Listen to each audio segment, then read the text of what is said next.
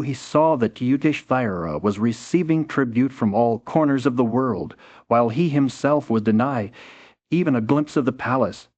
The Sakis, Tukadis, Tukaris, Kinkis, and Romachus, tribes from distant lands, had gathered at the gate with their own unique gifts, large elephants, 10,000 horses, and millions of gold. But it seemed that not everyone was so fortunate. The kings from the eastern countries who had presented valuable articles, including carpets. The sun was shining brightly on the outskirts of Hastinapur as Duryodhana stood before King Yudhishthira.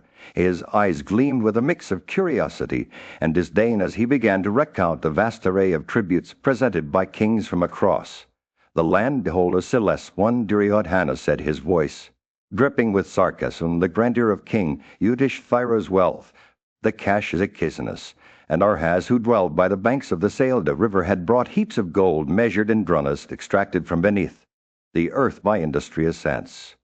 Their tribute was a testament to their industry and ingenuity." As Duryodhana spoke, his gaze wandered towards the gate of Yudhishthira's palace, where a sea of kings waited to present their offerings. The mountain tribes, with their rug, physipwiz, and fierce countenances, stood at attention, their heads bowed in respect.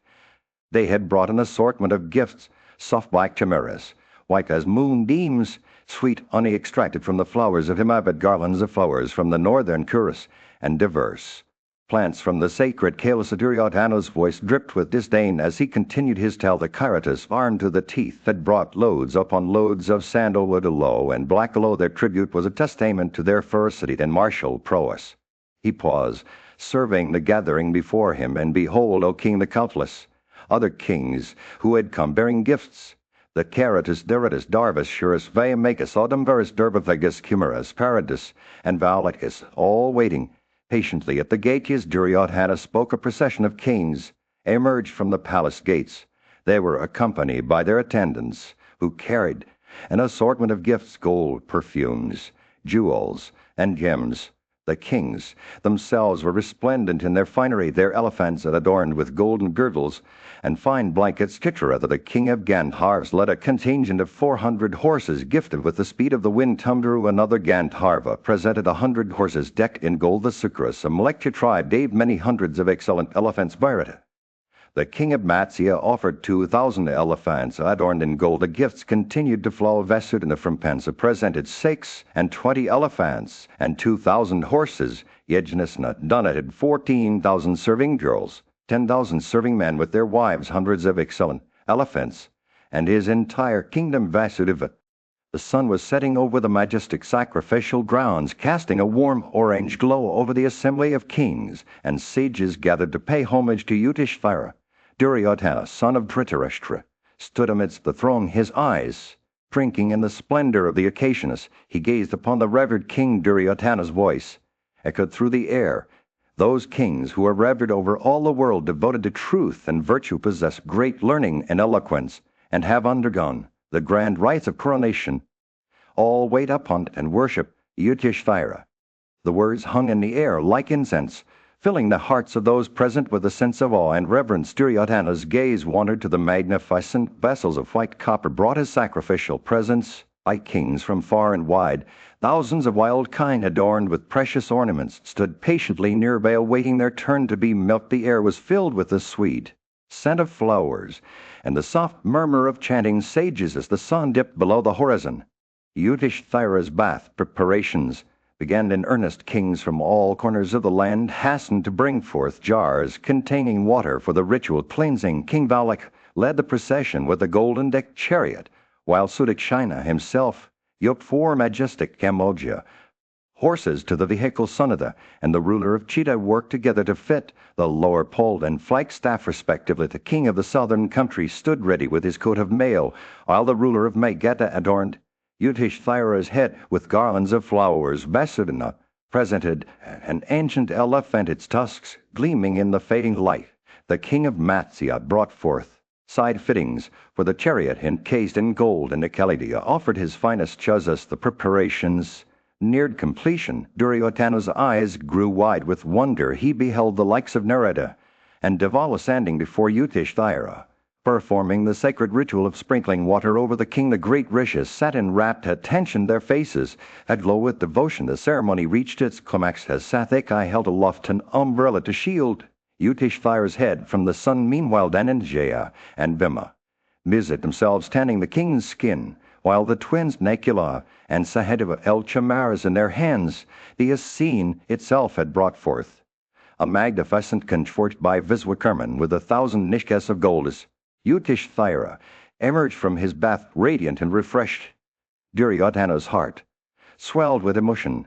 He beheld in the grand halls of Hastinapura, King Dhritarashtra sat upon his throne, his eyes fixed upon his eldest son, Duryodhana. The king's words were laced with a deep concern for his son's well-being. As he began to speak, Duryodhana, "My child," he said, "you are the eldest of our family and born of my first wife. I want you to understand that your birthright is not threatened by your brothers, the Pandavas. They may possess equal wealth and have friends who stand by them, but they do not deceive or covet what belongs to others." Duryodhana's face twisted with a mixture of emotions as he listened to his father's words. He had long harbored feelings of jealousy towards Yudhishthira, the eldest of the Pandavas, but Dhritarashtra continued, his voice gentle but firm. "Yudhishthira is a just and noble prince, Duryodhana. He knows no deceit and has earned wealth through his own efforts. Why should you covet what is rightfully yours? You have friends and allies who stand by your side, and in terms of power and influence you are equal to Yudhishthira." Dhritarashtra's eyes seemed to bore into the very soul of his son as he spoke. "Coveting other people's possessions is a mean and petty thing, Duryodhana. True greatness lies not in accumulating wealth, but in being content with what one has and living according to one's own principles." The king's words hung in the air like a challenge, as if daring his son to rise above his jealousy. "If you covet the dignity of performing great sacrifices," he continued, "let the priests arrange for you the Saptatentu ritual. The kings of the earth will come bearing gifts and wealth, and your position will be secure." But Dhritarashtra's words were not just about material wealth. They spoke to a deeper truth. He wanted his son to understand that happiness lies in being content with one's own life, engaged in the practices of one's own order. Never strive to obtain what belongs to others. He counseled, "Protect what you have earned and persevere in your own affairs. These are the indications of true greatness." As the king finished speaking, a sense of calm seemed to settle over Duryodhana. He looked at his father with newfound understanding, as if seeing him for the first time. Dhritarashtra's words had cut through the jealousy that had clouded his son's mind, revealing a deeper truth about what truly mattered in life. The king's final words were like a blessing, a reminder of the sacred bonds between brothers and the importance of preserving harmony within the family. "Your brothers are your arms, Duryodhana," he said gently. "Do not love." The sun was setting over the kingdom of Hastinapura, casting a golden glow over the bustling streets. Duryodhana, the eldest son of King Dhritarashtra and Queen Gandhari, stood before his father in the grand throne room. His eyes burned with intensity as he spoke, his words laced with a deep-seated conviction. "Father," Duryodhana began, "I know that you are wise beyond measure and that your senses are under your control. You have had the benefit of listening to the ancient sages who have imparted their wisdom upon you. But I fear that you are being swayed by your affection for the Pandavas, our cousins, and sworn enemies. You confound us with your words, Father, and it is as if we are tied to each other like two boats moored together." Duryodhana's voice rose in passion as he continued, "We must not forget that our duty as Kshatriyas is to protect our own interests, no matter the cost. Brihaspati himself has said that kings are bound by a different code of conduct than common people. We must always be vigilant and strive for success above all else, whether the means we employ is virtuous or sinful. Matters not. What matters is that we emerge victorious." Duryodhana's words dripped with venom as he spoke of the Pandavas, his enemies, who is to be reckoned a foe and who a friend. He sneered, "Is it not the one who causes us pain? And yet, Father, you seem to me to be blind to our own interests. You are content to let the Pandavas grow in power, while we stagnated." The air was thick with tension as Duryodhana's words hung in the balance. His father, King Dhritarashtra, sat silent and still, his eyes fixed on his son. It was clear that he was torn between his love for his children and his duty to do what was right. Duryodhana's voice grew more urgent, his words spilling out like a torrent. I am determined, Father, to resolve my doubts about our ability to defeat the Pandavas. I will not rest until we have claimed their prosperity as our own, and if that means going to war, then so be it. For what is life worth without victory? The sun dipped below the horizon, casting the throne room in a dark and foreboding light. Duryodhana's words hung in the air, a challenge to his father and a declaration of war against their enemies. The fate of the kingdom of Hastinapura hung in the balance, and only time would tell what lay ahead. In the royal court of Hastinapura, Saikani, a skilled gambler, approached King Dhritarashtra with a proposition. O thou foremost of victorious persons, he said, I will snatch this prosperity of Yudhishthira, the son of Pandu, at the sight of which you grieve. So Saikani's words dripped with confidence as he explained his plan to use this as a means to defeat the Pandavas and claim their wealth. Duryodhana, the eldest Kaurava prince, eagerly supported Saikani's idea. This Saikani, skilled at this, is ready, O king, to snatch the prosperity of the son of Pandu by means of this, he said. Duryodhana convinced his father that Vidura, the wise and just advisor, would only hinder their plans. However, Duryodhana had a different opinion about Vidura's intentions. Vidura is always engaged in doing good to the sons of Pandu, he said, O Kaurava, but his feelings towards us are otherwise. He will therefore without doubt withdraw the heart from the proposed act. Duryodhana believed that they should not be swayed by Vidura's counsel and instead take matters into their own hands. Dhritarashtra, though hesitant, was influenced by his son's words. Hostility with those that are strong is what never recommendeth itself to me, he said. But Duryodhana persisted, arguing that the use of this would not lead to war or bloodshed. He convinced his father that Saikani's plan was a clever way to defeat the Pandavas and bring prosperity to their kingdom. Dhritarashtra finally agreed, but with reservations. The words uttered by thee do not recommend themselves to me, he said. Do what may be agreeable to thee, O ruler of men. But Duryodhana was undeterred, convinced that his plan would lead to success. With the king's permission, Saikani and Duryodhana began constructing a grand assembly house, the crystal-arched palace with 1,000 columns. Thousands of skilled artisans worked tirelessly to complete the magnificent structure, which was adorned with gold, lapis lazuli, and precious gems. Since the palace was finished, Dhritarashtra summoned Vidura and instructed him to bring Prince Yudhishthira and his brothers to Hastinapura without delay. The king wanted them to witness their new assembly house and engage in a friendly match of chess. As the Pandavas arrived at the palace, they were awestruck by its grandeur and beauty, but little did they know that this was just the beginning of a fateful game of chance that would change the course of their lives forever. Vidura, sensing the danger lurking beneath the surface, looked on with concern as his king's words echoed in his mind. In the great kingdom of Hastinapura, King Dhritarashtra sat upon his throne, his mind weighed down by a sense of foreboding. His son Duryodhana was known for his cunning and ambition, and the king feared that these qualities would one day lead to ruin. Ascertaining the inclinations of his son, he knew that fate was inevitable and that the course of events was already set in motion. The king's wise advisor Vidura stood before him, a look of concern etched on his face. I do not approve of this command, O King, Vidura said, his voice laced with caution. Do not act so. I fear that this will bring about the destruction of our race. The king's eyes narrowed, his mind racing with the implications of Vidura's words. But O King, Vidura continued, when they sons lose their unity, dissension will certainly ensue amongst them. This I apprehend, O king, from this match. At this the king's expression remained resolute, but a flicker of doubt danced in his eyes. He knew that the threads of fate were already tangled, and that the outcome was far from certain. Undeterred by Vidura's warnings, the king issued a command to his loyal servant Vidura. Going unto King Yudhishthira, at my command bring thus soon that invincible son of Kantide. He instructed, his voice firm, but tinged with a hint of desperation. The wise advisor bowed his head in obedience, knowing that the course of events was already set in motion. As Vidura departed for the kingdom of the Pandavas, the king's thoughts turned to the future. He knew that the fate of their house hung precariously in the balance, and that the choices made in the coming days would determine the course of his story. The weight of responsibility bore down upon him like a mountain range, but he steeled himself for the challenges ahead as Vidura traveled through the rolling hills and verdant forests. The sounds of nature provided a soothing background to his thoughts. He pondered the king's words, weighing the pros and cons of his decision. The fate of their kingdom hung in the balance, and the wise advisor knew that he had to tread carefully if he was to prevent the impending disaster. The journey was long and arduous, but Vidura pressed on, driven by a sense of duty and loyalty to his brother. Finally, after many days of travel, he arrived at the kingdom of the Pandavas, where Yudhishthira, the eldest son of Kunti, ruled with wisdom and compassion. As Vidura approached the palace, he was met by the king himself, who received him with a warm smile. "Welcome, noble Vidura," Yudhishthira said, his eyes shining with kindness.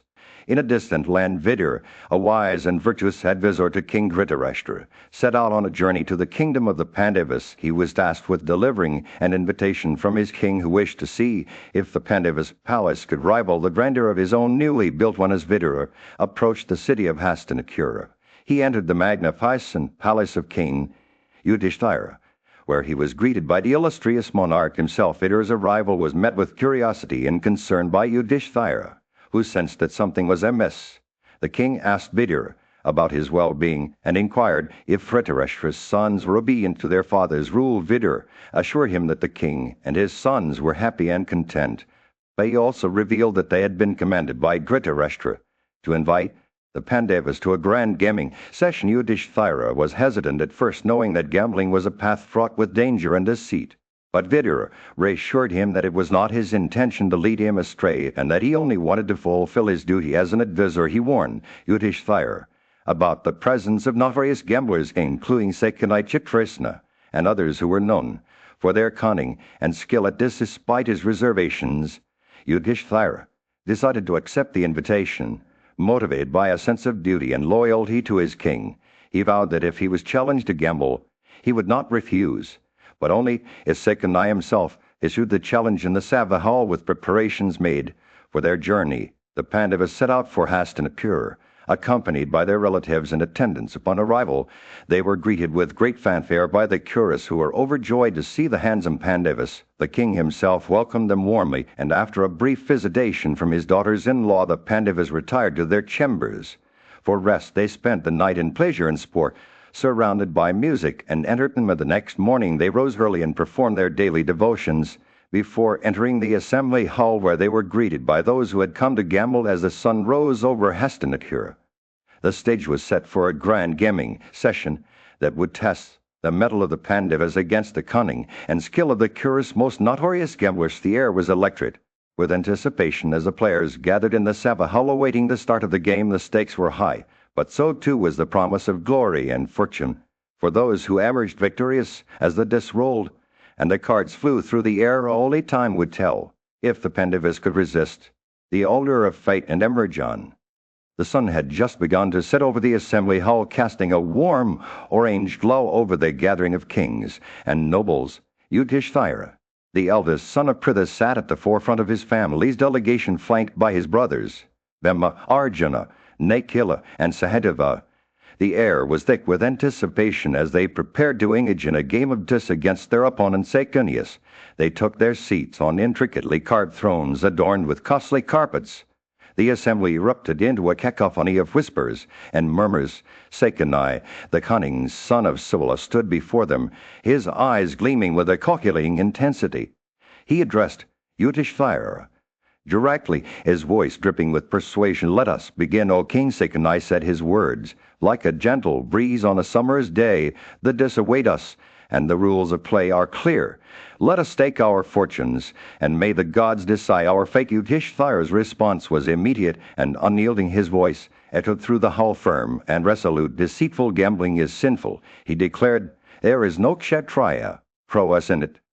There is certainly no morality in it. Why, then, O king, dost thou praise gambling?" So Sekani's expression remained unruffled, his words a gentle counterpoint to Yudhishthira's fervor. "The high-souled player who knoweth the secrets of winning and losing," he began, "who is skilled in baffling the deceitful arts of his country, truly knoweth the play." As the debate raged on, the assembly hall grew hotter with tension. Duryodhana, Yudhishthira's cousin and sworn enemy, stood at the edge of the gathering, his eyes fixed intently upon the proceedings. He whispered something in Sekani's ear, and a cunning smile spread across the older man's face. "Amand, I do not withdraw." Yudhishthira declared, his voice unwavering, "This is my established vow, and O king, fate is all-powerful.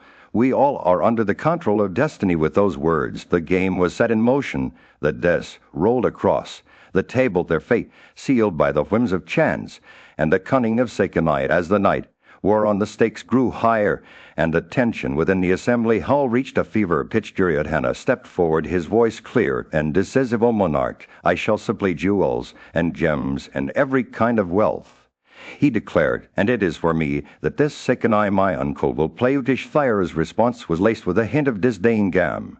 The grand assembly had finally begun. The mighty kings with Dhritarashtra at their helm settled into their seats, their faces a mixture of anticipation and trepidation. Behind them, the venerable Bhishma, Drona, Kripa, and Vidur sat in somber silence, their eyes fixed on the proceedings ahead as the assembly hall filled with the rustle of silks and the murmur of dignified conversation. The kings with leonine necks and boundless energy took their places on elevated thrones, their seats a testament to their noble stature. The air was alive with an electric sense of expectation, as if the very heavens had descended upon this earthly gathering. The mansion itself seemed to shimmer with an otherworldly radiance, its beauty illuminated by the presence of so many illustrious kings.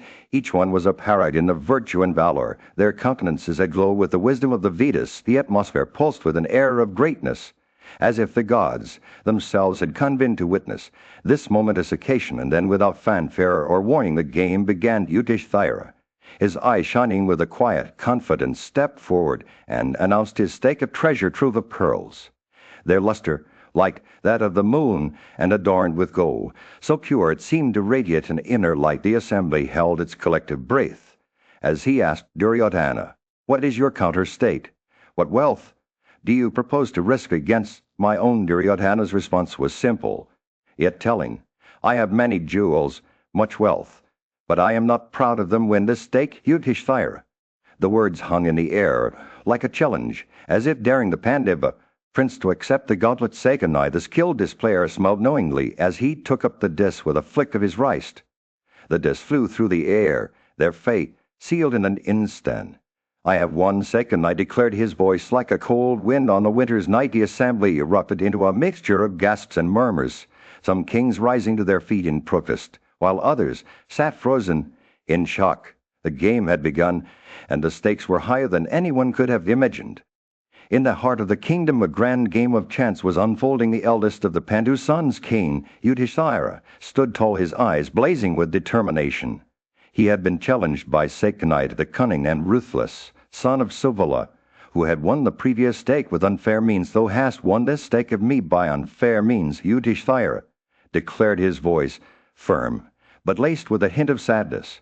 "But be not so proud, O Sekenai, let us play, staking thousands upon thousands." He paused, surveying the land before him. "I have many beautiful jars, each full of 1,000 nishkas in my treasury, inexhaustible gold and much silver and other minerals." Sekenai sneered at Yudhishthira's words, but the king continued to enumerate his wealth, his sacred and victorious royal chariot, drawn by 8 noble steeds, as white as moonbeams, 100,000 serving girls, adorned with golden bracelets and nishkas around their necks, thousands of skilled serving men attired in silken robes, who served guests night and day. As the game intensified, Sekenai's laughter echoed through the land. "Lo, I have won!" he exclaimed, his voice dripping with malice. But Yudhishthira refused to yield.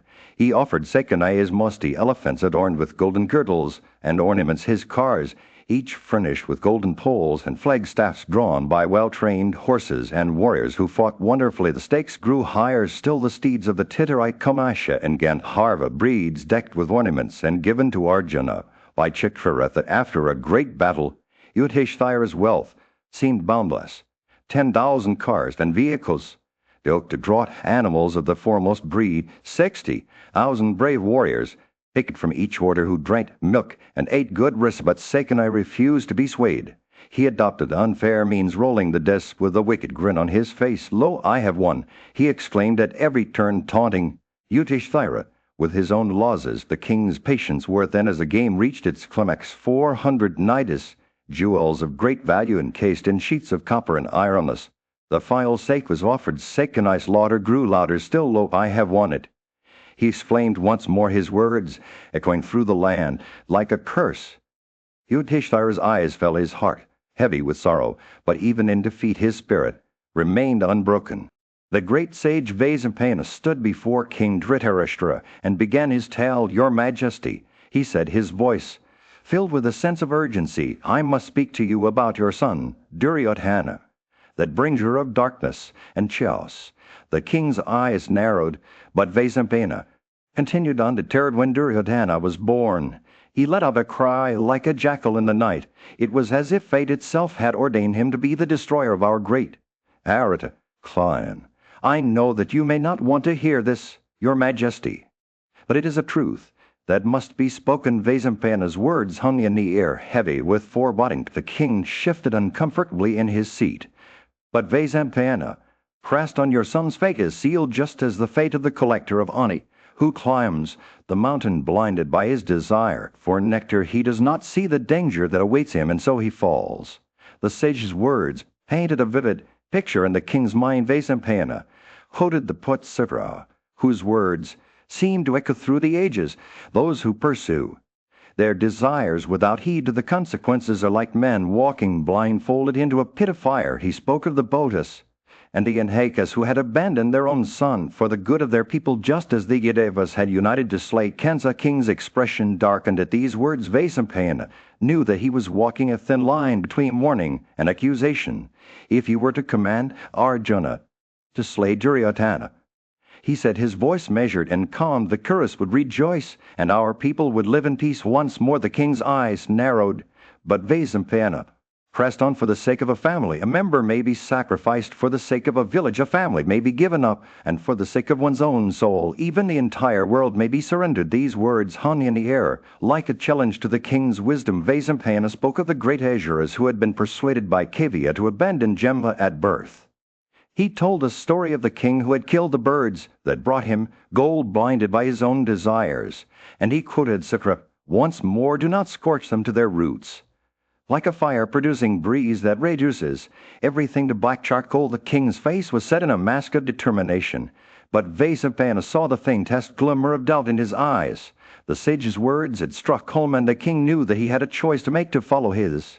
In the grand assembly of the Kauravas, Vidura stood before his king Dhritarashtra and spoke with a sense of urgency and concern. "Gambling is the root of all dissensions." He began, his voice heavy with warning it brings about disunion, and its consequences are frightful. As he spoke, his eyes fell upon Duryodhana, the son of Dhritarashtra, who sat nearby, his face flushed with excitement. Duryodhana's addiction to gambling had brought him to this point where he was recklessly betting away the wealth and prosperity of their kingdom. It was as if a raging bull driven mad by its own fury was breaking its own horns in a futile attempt to escape the consequences of its actions. Vidura's words hung in the air like a challenge, but Duryodhana seemed oblivious to the danger that loomed before him. In the midst of this tense gathering, Sekanai, the cunning advisor from the hill kingdom of Savira, sat quietly, his eyes fixed intently on the game unfolding before them. He was well versed in the dark arts of gambling and had taught Duryodhana the tricks of the trade. As Vidura spoke, Sekanai's gaze flickered towards Dhritarashtra as if seeking approval for their actions. But it was not just Sekanai who was caught up in this vortex of greed and ambition. The Pandavas, the sons of Pandu, were also present, watching with growing unease as Duryodhana continued to gamble away their wealth and their future. Yudhishthira, the eldest of the 5 brothers, sat tall and proud, his eyes flashing with a quiet determination that seemed to dare Duryodhana to continue down this path. Vidura's words cut through the tension like a knife, striking at the heart of the matter. "This fascination you have devised will lead only to dire results," he warned Dhritarashtra. "You are bringing great affliction upon yourself by following the counsel of Sekanai and allowing Duryodhana to pursue his reckless course." And yet, despite Vidura's pleas, Dhritarashtra seemed powerless to stop the downward spiral that had begun. As the assembly watched in rapt attention, Vidura turned to address the Pandavas directly. "Listen, ye sons of Saturn, the descendants of Pratibha," he said, his voice taking on a note of urgency. "Do not enter into this terrible fire that has blazed forth following the wretch Duryodhana. When he is intoxicated with this and gives way to his wrath, who will be your refuge?" A question hung in the air like a challenge, as if daring them to stand up against the forces of chaos that were gathering around them. In the face of Vidura's words, Sekanai rose from his seat, his eyes flashing. In the grand hall of the Hastinapur, palace a heated debate raged between Duryodhana and Vidur.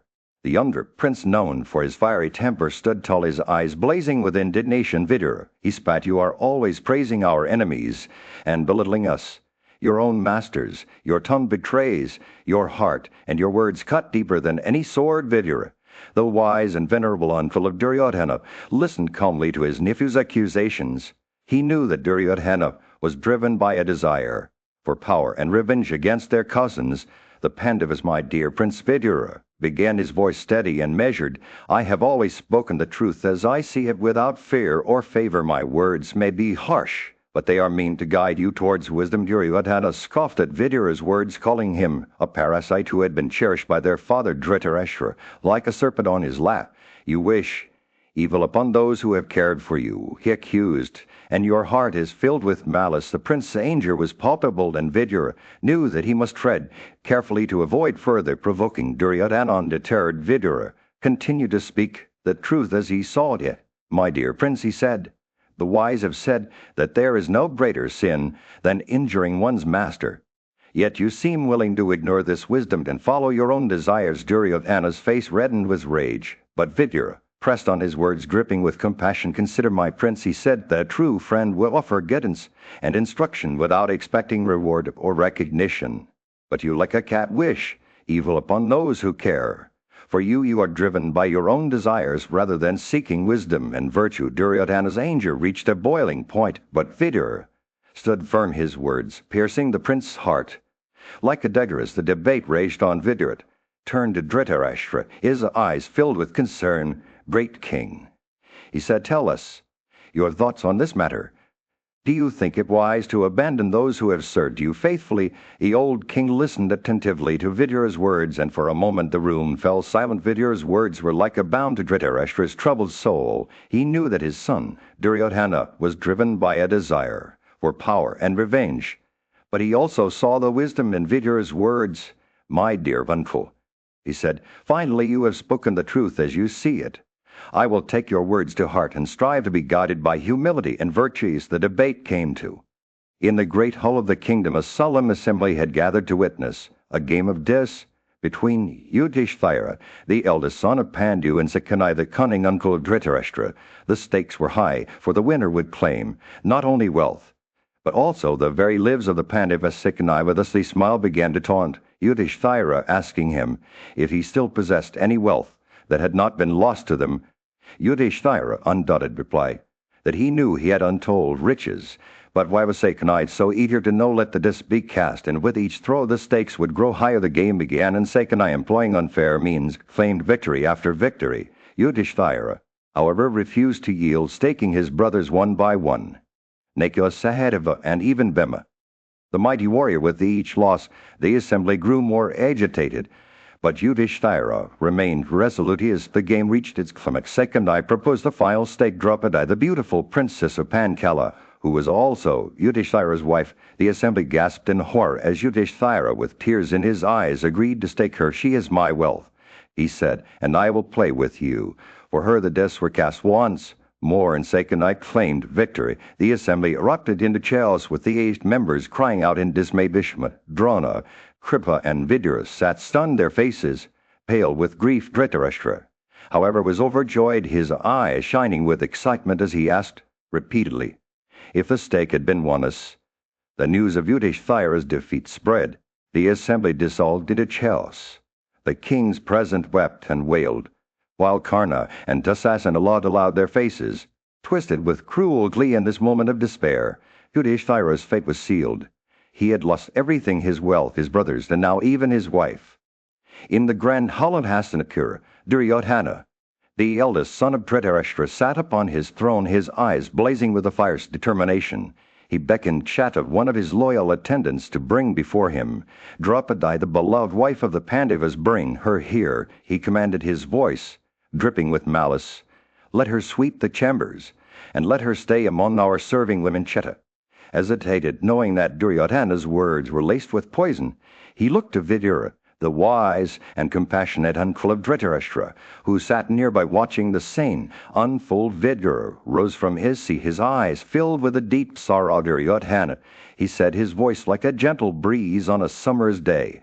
Do you not know that by speaking such harsh words, you are binding yourself with cords? Do you not see that you are standing at the edge of a precipice, and that the snakes of deadly venom that surround you will strike? If provoked, Duryodhana sneered at Vidura's words, but the wise uncle continued to speak. You have won this treasure through this, but it is a treasure bought with blood and tears. Your father Dhritarashtra has lost himself in his own desires, and you have followed him down the path of destruction. Vidura's words dripped like honey nectar. But Duryodhana would not listen. He was consumed by his own ambition, and he saw only victory in his mind's eye. But Vidura pressed on, his voice growing more urgent. Listen to me, Duryodhana, he said. Do not utter harsh words that pierce the hearts of others.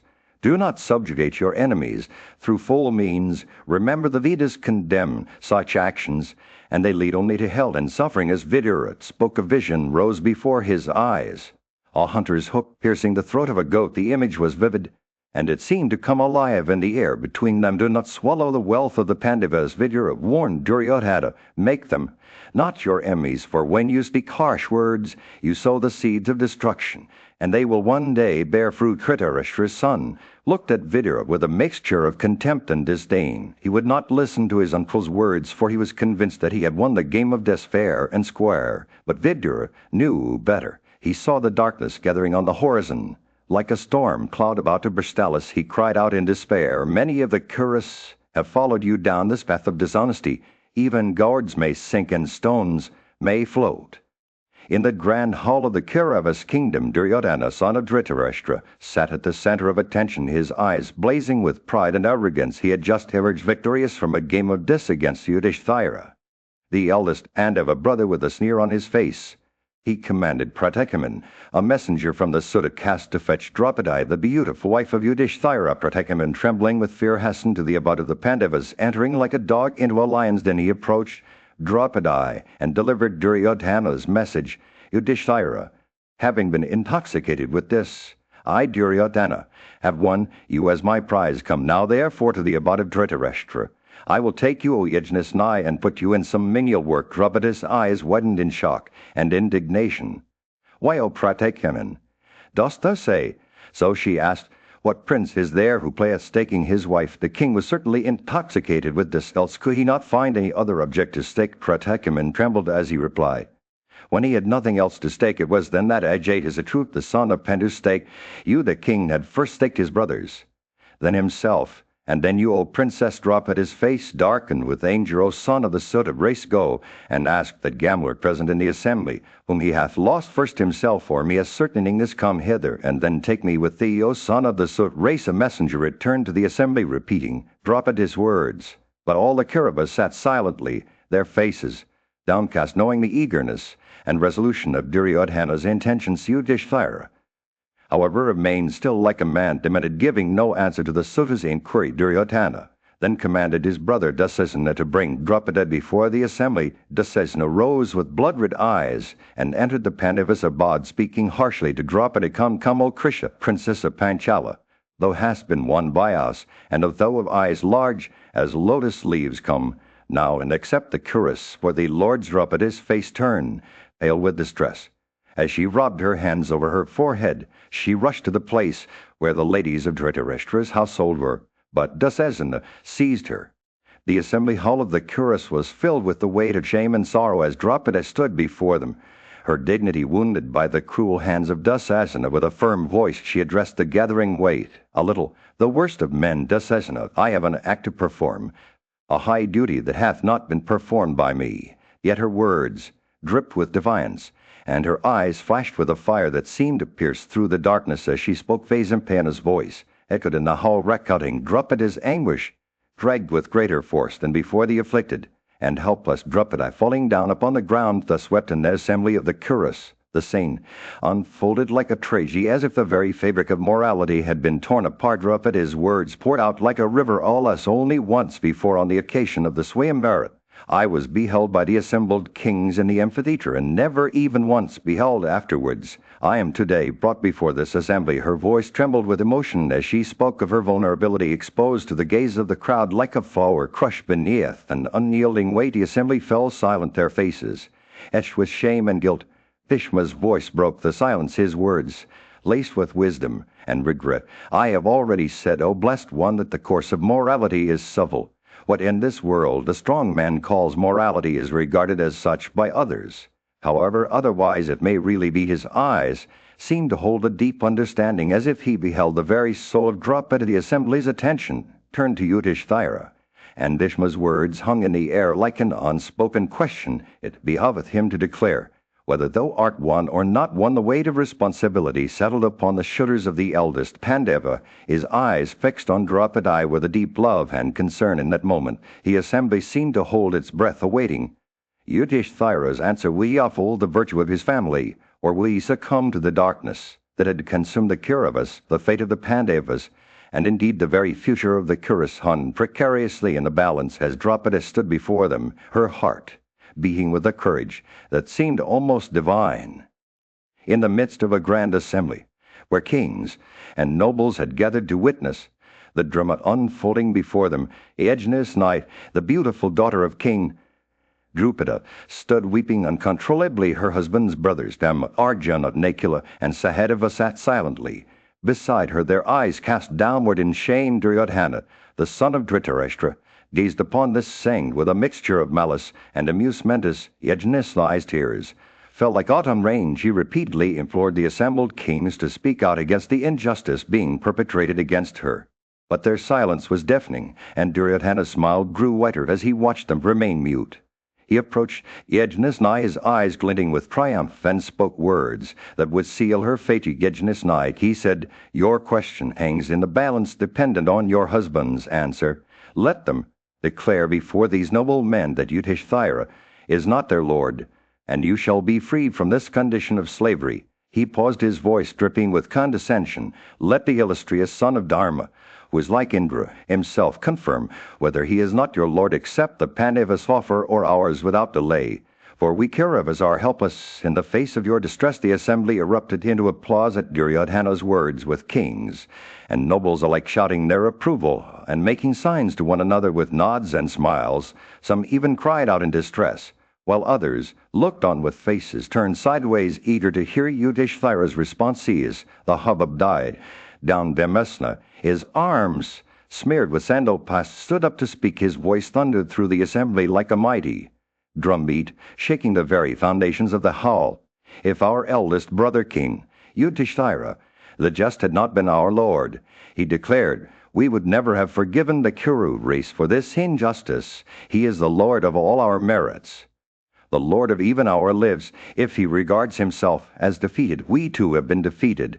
And if anyone dares to touch those locks of the princess of Panchala, behold, these mighty arms of mine, like masses of iron. His words sent shivers down the spines of the assembled kings, who looked on in awe at his bravery and devotion. Even Bhishma, Drona, and Vidura, who had been urging restraint, nodded their heads in approval, saying, Forbear, O Bhima, everything is possible with thee.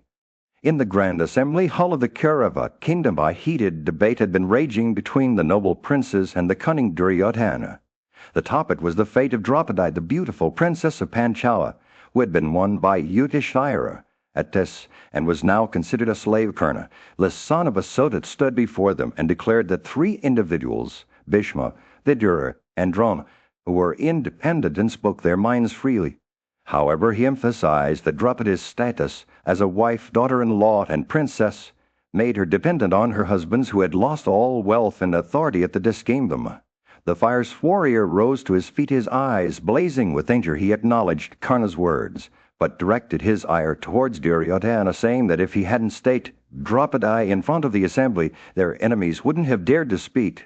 Such words Duryodhana, eager to provoke Bhima and insult him, further showed Draupadi his own thigh, which was like a planting tree trunk. The very sight sent sparks flying from Bhima's eyes as he vowed to break Duryodhana's thigh in the great conflict. To Kamadagura, wise and compassionate, stepped forward to address the assembly, he warned them that the danger threatening the Baratus had been ordained by destiny itself, if virtue is persecuted.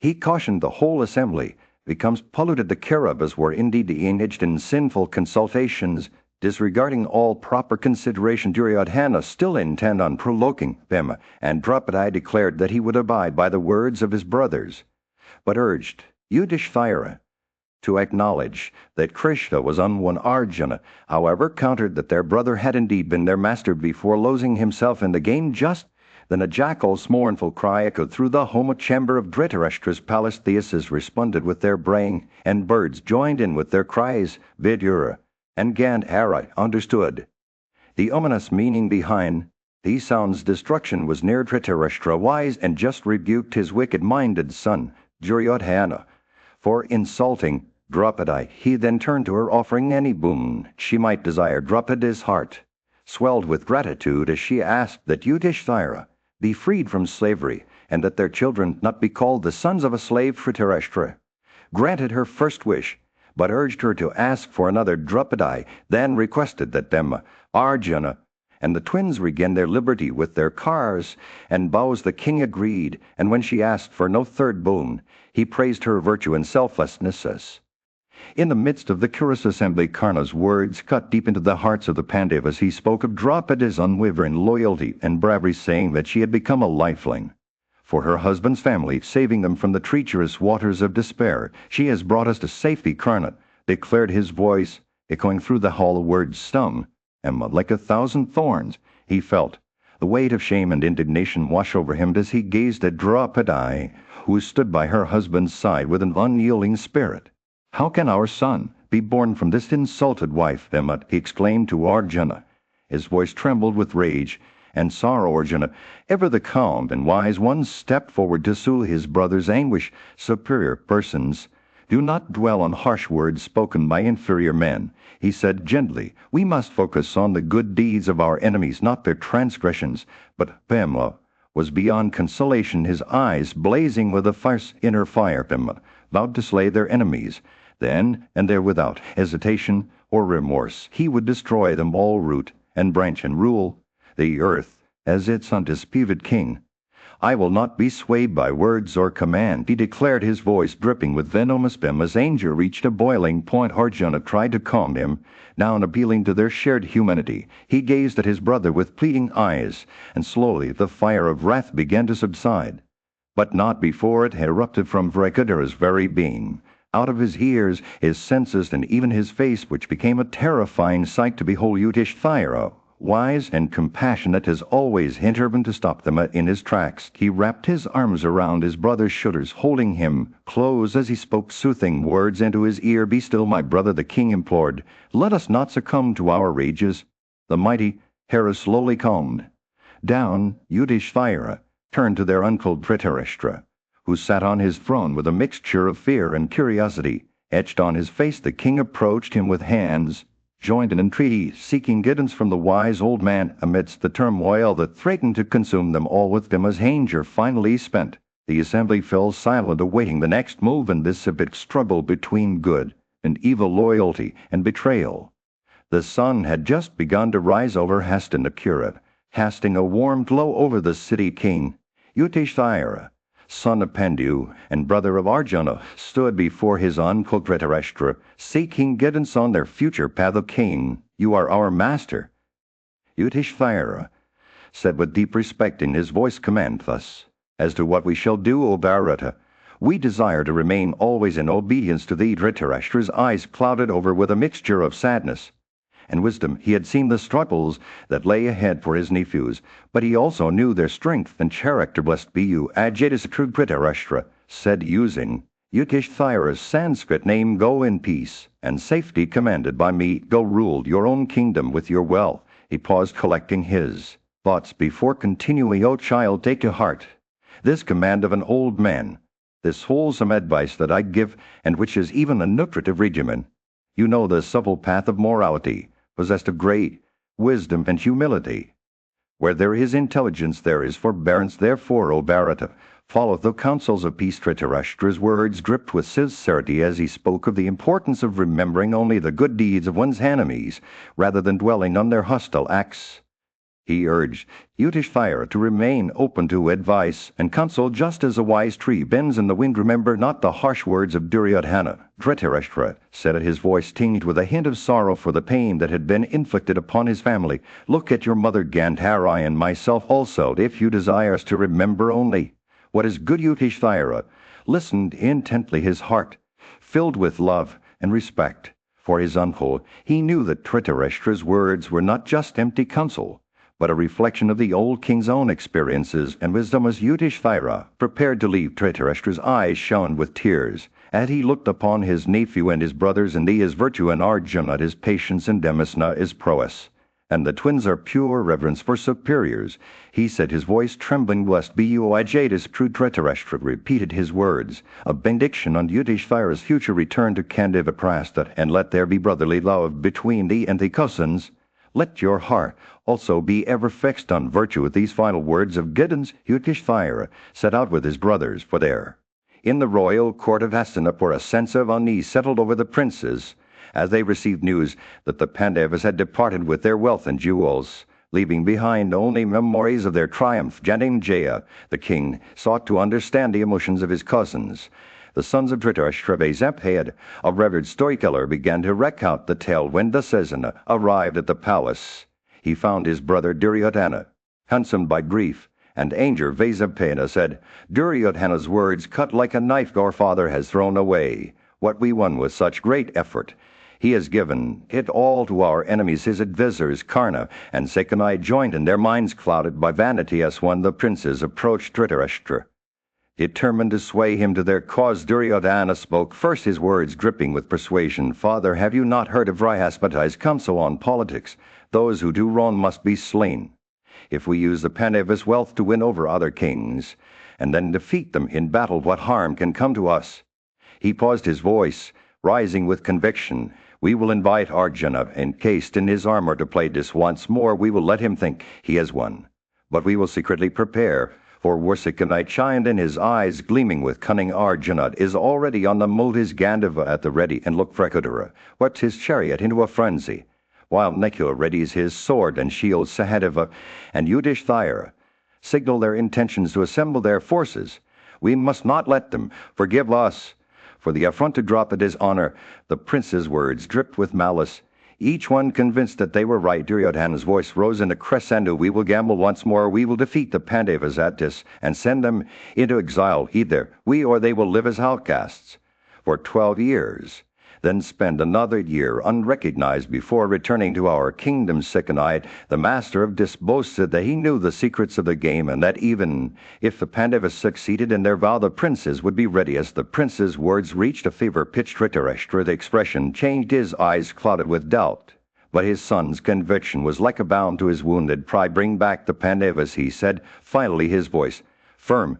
Let them come and play this once more. Wise men of the court, Drona, Samadata, Valika, Gautama, Vidur. In the midst of a tumultuous era, the virtuous Gandhari stood before her husband, King Dhritarashtra, her eyes brimming with tears, and her heart heavy with sorrow. The birth of their eldest son, Duryodhana, had been met with foreboding by Vidur, the wise and intelligent advisor to the king. This child will bring shame to our family. Vidur and warned, his words echoing in Gandhari's mind like a haunting melody. As she addressed her husband, Gandhari's voice trembled with emotion. O dear Dhritarashtra, when Duryodhana was born, Vidur spoke the truth. He cried incessantly like a jackal wailing in the night. I feared he will be the destruction of our lineage. Her words poured out like a river as she implored her husband to heed the warning signs. Do not be swayed by the counsel of the young and foolish, she begged. Remember, dear king, that you have always been wise, and just guide our sons with your wisdom, but do not let them lead you astray. Dhritarashtra listened intently, his expression a mixture of sorrow and resolve. He remembered the words of Vidur, and the unease in his heart grew. Gandhari's words cut deep like a sharp arrow, piercing his soul. She spoke of the scriptures, which could not tame the wicked-minded, and of the destruction that would befall their family if they did not change course. The prosperity gained through wicked acts is fleeting, she cautioned. but the peace and virtue that come from gentle means will endure. For generations to come. As Gandhari finished speaking, her husband's response was laced with resignation. If our fate is sealed, and let it be so, he said, his voice heavy with acceptance. I am powerless to prevent it. Let my sons follow their desires, and let the Pandavas return. He seemed to surrender to the inevitable, as if acknowledging that some events were beyond his control. Gandhari's eyes widened in dismay as she heard her husband's words. She knew that this decision would lead them down a path of destruction, one from which there was no turning back. Let my sons gamble with the Pandavas once more, he said, his voice firm, but laced with a hint of desperation, as if trying to salve the wound. He added, perhaps then we can find peace. In that moment Gandhari felt as though she was standing at the edge of a precipice, staring into an abyss of uncertainty. She knew that her words had fallen on deaf ears, and that the course of their family's fate was now set in motion. The fate of the Kuras, once a proud and noble lineage, seemed to be slipping away from them like grains of sand between their fingers. As she stood there in the midst of a bustling kingdom, King Dhritarashtra's royal messenger arrived at the humble abode of Yudhishthira, son of Pritha. The messenger carried a message from his father like uncle to summon Yudhishthira to the assembly hall for a game of deceit. Yudhishthira, aware of the impending doom that awaited him, none of the less felt an unshakable sense of duty. He knew that the outcome of this game was predetermined by the ordainer of creation. Creatures obtain fruits good and ill according to the dispensation of the ordainer. He said with a deep sigh, those fruits are inevitable, whether I'd play or not. Despite his reservations, Yudhishthira felt compelled to accept the challenges.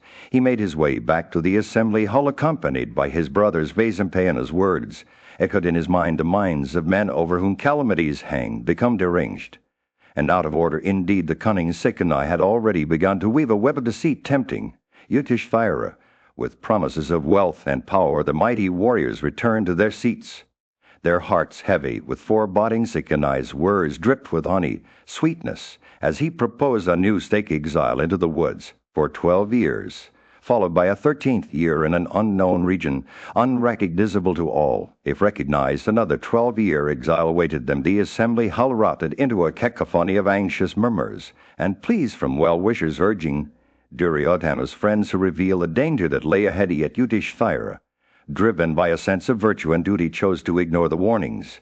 He sat once more, his intelligence and foresight clouded by the weight of fate. How can I refuse, O Sekhani? He asked, his voice laced with resignation.